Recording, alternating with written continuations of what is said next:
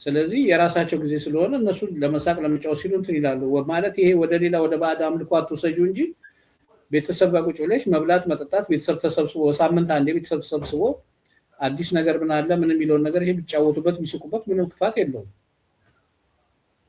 ብቻ ምንድነው ሌላ ነገር አትደርቢበት። ይሄ አጉል እምነቶች ምናምን አሉ አይደል? እንደዚህ አይነት ነገር አታስገቢበት እንጂ ቡና መጠጣቱ ቤተሰብ ጋር ስቆ መጫወቱ ምንም ችግር የለም። በሳምንት አንዴ ተሰብስበሽ ቤተሰቦችን እንዴት ዋላችሁ ማለት ምን ችግር አለ?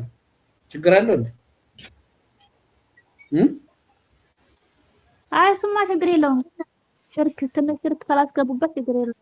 አዎ አሁን ለምሳሌ አረቦችን ያቸው የመልከሚስ ወይ ደግሞ የጁማ ቀን የትም ሲንዘላዘሉ ይሉና እናቶቻቸው ጋር ግን ስብስብ ይላሉ። እናታቸው መጠየቅ ስላለባቸው አይደል እንዴ?